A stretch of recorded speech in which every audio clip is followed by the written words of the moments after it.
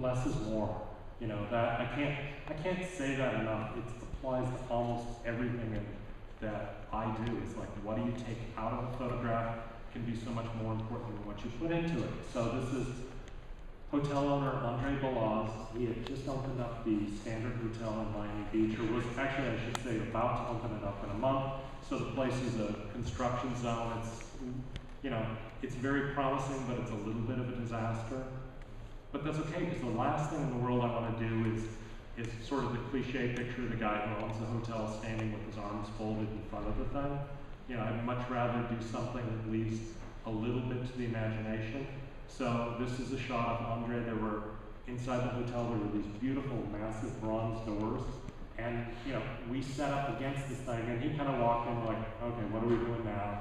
And so I thought we'd shoot right over here. And he goes, oh, that's not really finished. And I'm like, I thought we'd do this. And I show him a test shot of it.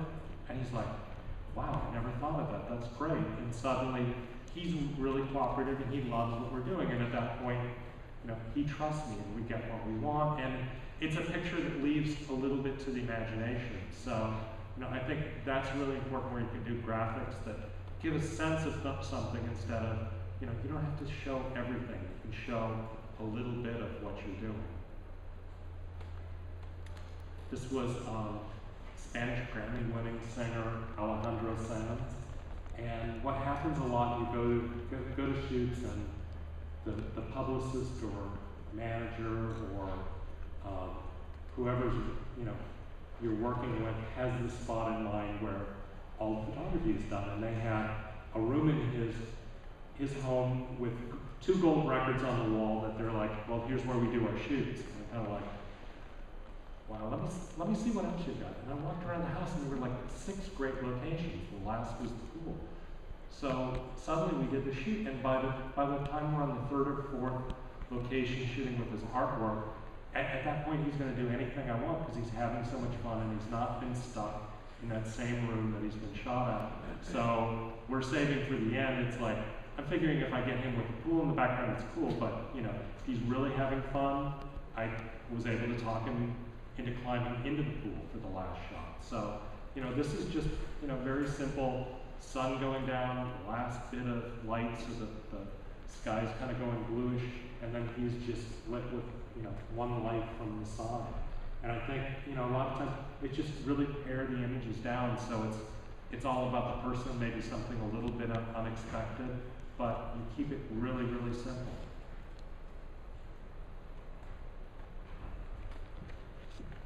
Another trick along those lines is like, for ESPN the magazine, we were photographing an Olympic pentathlete. We went to the training facility that he was in, which was like this really, really horribly cluttered industrial park, but shoot him up against some sky, the same way that I was talking to shoot up all the time, and it sort of, you know, turns your heroes into superheroes. Plus, you know, the sky, a lot of times the sky in the clouds is so much cooler than any painted backdrop that I could find. So it's just, you know, working with what's there. This was a Russian billionaire on his yacht, and this is actually the elevator of his yacht. So, you know, there's a lot of ways to get across wealth that don't necessarily have to do with the size of the boat.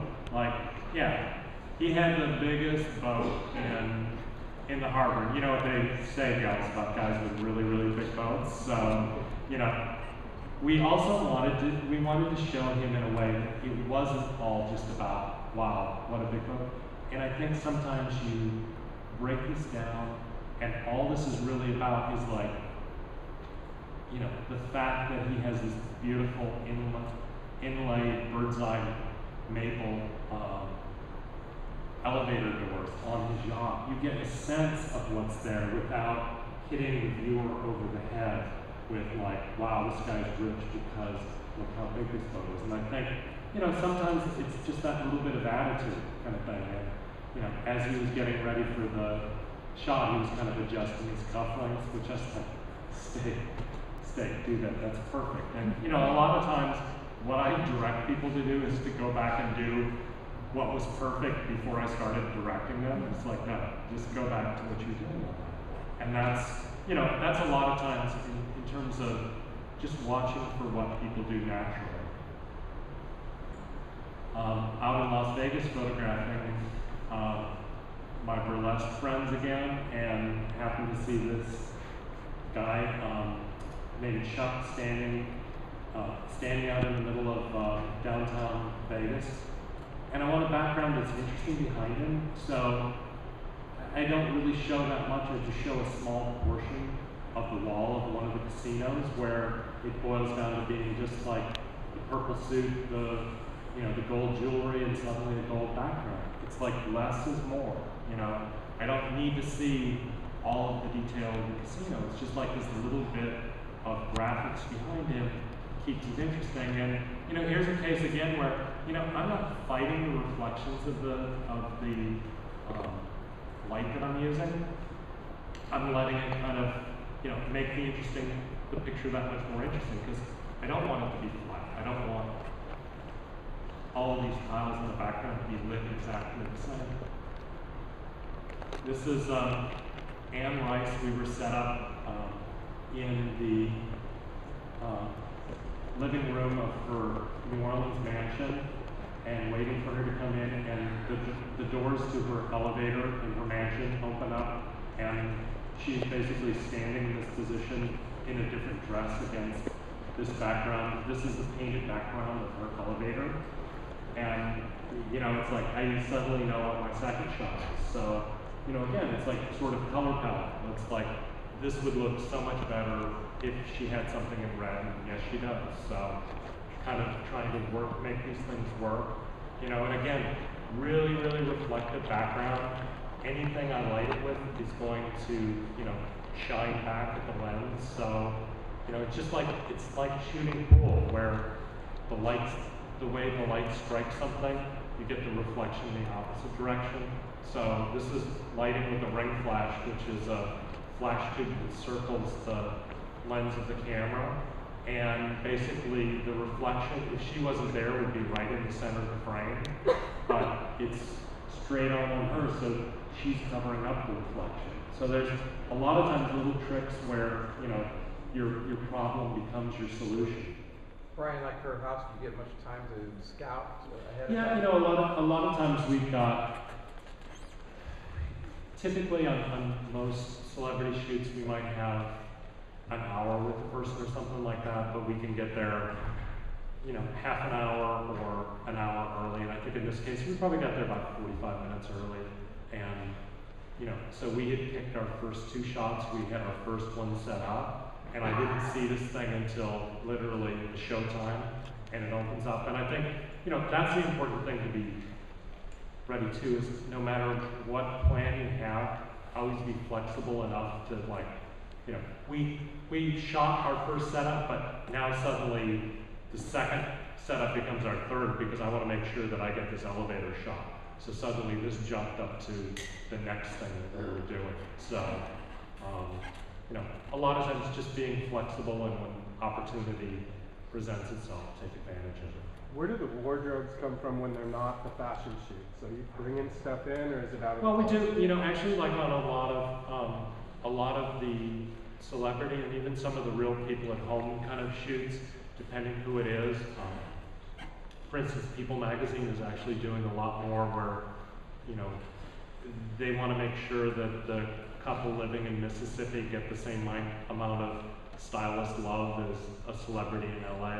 So, you know, actually a lot of times we'll show up with wardrobe, you know, or it's like my wife, the stylist, goes through the closet and picks stuff up. This is Anne's own turtleneck right here. The story was on how much weight she'd lost. So it's like we're working with her clothes. But it's just a case of, like, what would be right for this situation? You know, how do you pair these things together? And a lot of times, it's kind of color palette that I'll look at, you know, and it's obviously it's also so much simpler, solid colors versus like a really, really busy, you know, houndstooth check sort of plaid kind of thing would be a disaster. So sometimes when you got a lot going on, just keeping it really, really simple. But, you know, that's what I was saying. It's like so much of the polish of an image is who you surround yourself with. And, you know, some of the portfolio evaluations that I give people is like, my suggestion is as you're going off and doing shoots to build your book, or if you're taking assignments for the purpose that this can be an image for the book, don't skimp on production. You know, that makes all the difference in the world. Maybe use your entire fee to make sure that you're surrounded by really, really talented producers, or, you know, do a thing where you're working together with the stylist who needs something for their book. But, you know, that makes all the difference in the world. This is John Vogel, the head of Vanguard, and I just like the way this sailboat in the background behind him looked like a crown coming up. He, you know, seemed to be the sort of the king of Vanguard. So, a lot of times, photographing business people and CEOs can typically be kind of dreadful and boring, and the last thing I want to do is shoot another guy standing in his office or sitting behind his desk. It's like take him out to the lobby and you know, do something a little bit different. Tracy Morgan, I just happened to be, I was invited this year to the White House Correspondents' Dinner, so I was in the sort of pre-party going on where they're getting everybody liquored up before the dinner.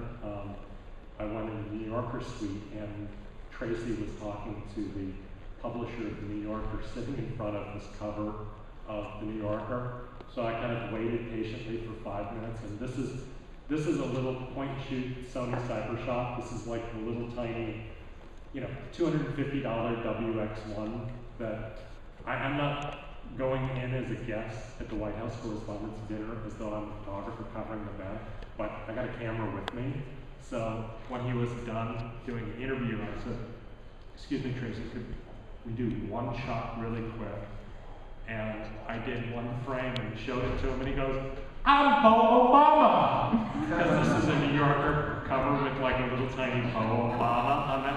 And suddenly, like, Tracy Morgan is like, "Take another picture of me as Bo Obama!" So it's like you kind of, you know, if you've got an idea and the subject likes it, it's like it goes from, you know, the party interloper doing a, you know, point and shoot picture of him to suddenly I'm like his best friend for 2 minutes there. So, and you know, that's kind of the thing. It's like the equipment is really great, but having stuff with you and always, you know, always shooting. I think that's one of the great things about like smaller cameras. It's like I love photography. You know, a lot of times it's not necessarily the megapixels. It's the art of photography and shooting constantly. Business people, as I say, can be really, really, really tough. So sometimes it's like just the person and environment. This was the entrance to a building, and as we were walking in the lobby, it's like that's where I'm going to shoot it. So it's like we brought the CEO down out of his office and shot him in the lobby. You know, it's like I don't think I've ever been shot in the lobby before. I'm like, good. It's like you do something different, and it just. You know, it's like when people aren't necessarily that interesting, it's like put them in an interesting situation. This is Gene Hackman, who is very interesting, but again, this was I was doing a cover shoot for Cigar Aficionado, and I knew that in addition to the tight cover portrait, I wanted to come away with a picture for myself. So the hotel that he was staying at had this wonderful oversized chess set that's sort of like a cute little visual hook, and you know, trying to keep it really, really clean. This is, you know, again, just one light from the side and the late afternoon light kind of fading into ambient in the background, and it's just something he can kind of have fun with, and this ends up being the opener for the magazine. So we did options for a you know, tight cover, tight opener, but they love this for a change of pace, and I think that's what you can present to people where, you know, even if their look is typically a lot of tight portraits, give them something else and have a little bit more fun with it.